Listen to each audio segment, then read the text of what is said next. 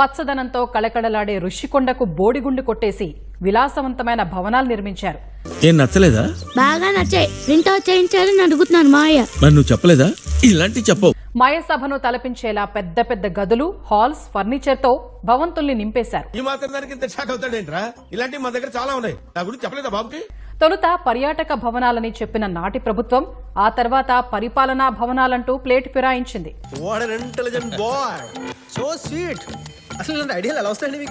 కళ్లు చెదిరే ఫర్నిచర్ తో వాటిని నింపేశారు.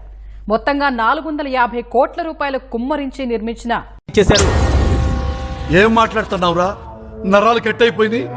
మొత్తంగా 450 కోట్ల రూపాయలు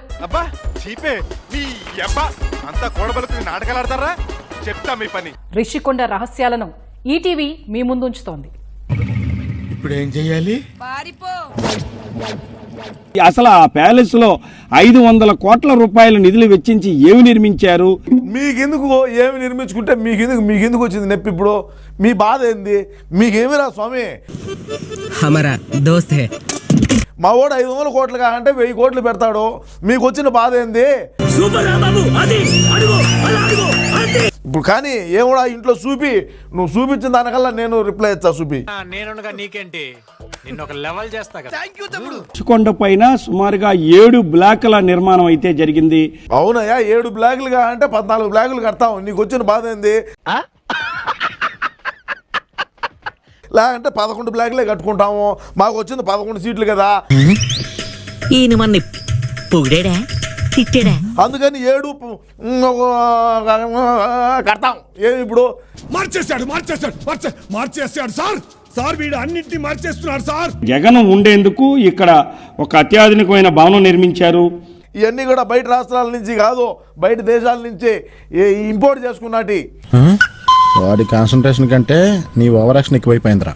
అంటే మనం ఎక్స్పోర్ట్ చేసేది వేరే ఉంటుంది, మనం ఇంపోర్ట్ చేసుకునేది మళ్ళీ వేరే ఉంటుంది కదా. మేము ఇంపోర్ట్ చేసుకున్నటువంటి వస్తువులు ఇవి.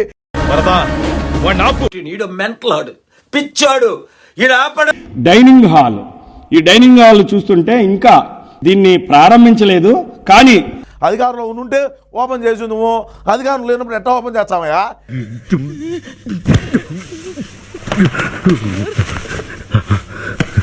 రాష్ట్రంలో ఉండే ప్రజలందరికీ మా వాడు ఒక డెకాయిటు, ఒక బఫూను 500 కోట్లు పెట్టి 7 బ్లాకులు రుచికొండ మీద కట్టుకున్నాడు అని చెప్పేదానికి పోయారు మీరు. నువ్వు ఈ స్టోరీకి రచనా సహకారం అందించినప్పుడే నేను గెస్ట్ చేసి ఉండాల్సింది. వాంటెడ్ గానే వెన్నుపోటు పొడిచావు కదా. అదే ఉందన్నా వానపోంగండి. ఎవరికి తెలియకనేనా 151 స్థానాల నుంచి 11 స్థానాలకు దించినారు గద్దె. వాడు కావాలని కొడుతున్నాడు, దాన్ని మీరు సపోర్ట్ చేస్తున్నారు. ఇది రియలైజేషన్. 7 బ్లాకులు నిర్మించడానికి సుమారుగా 500 కోట్ల రూపాయల ధనం వెచ్చిస్తే మనం ఏదైతే ఇప్పుడు నిలబడి ఉన్నామో అది ఒక వ్యక్తి రాత్రిపూట నివసించేందుకు కోసం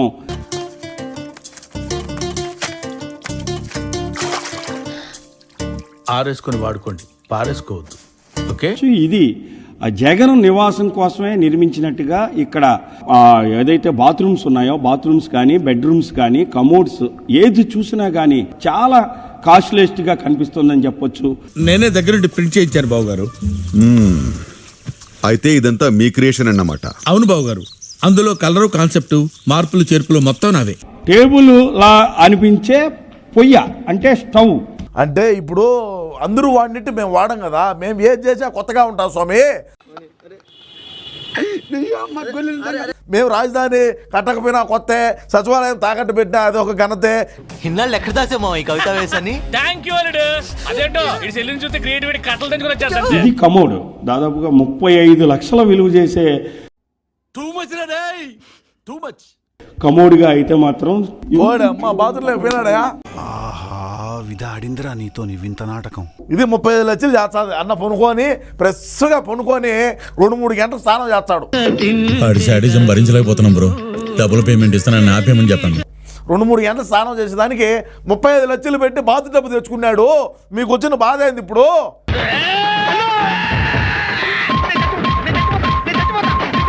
500 కోట్లు పెట్టి 7 బ్లాకులు కట్టి నా కొడకలం 35 లక్షలు పెట్టి ఈ బాతు డబ్బు తెచ్చుకోకుంటే ఎంత అవలేగా ఉంటుంది. ఈ వీడియో నా జీవితంలో ఒక స్కిప్ చేయలేని యూట్యూబ్ యాడ్ లాగా తయారైంది. సరే ఏదో తండ్రి లేని బిడ్డ ఓ కొంప కట్టుకున్నాడు, 500 రూపాయలు అంటున్నా, 500 కోట్లే కదా. ఏంటాది గారు ఎంత పని జరిగింది? మహా దుర్మార్గులు అందరూ కలిసి మిమ్మల్ని ఈ స్థితికి తీసుకొచ్చి వదిలేశారే.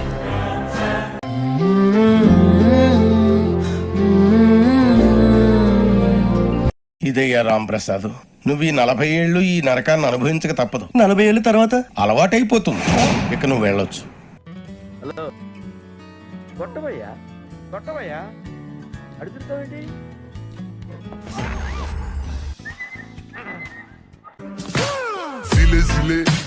Zile, yo alerg, gel mile, mile, mile, mile pe Maidan.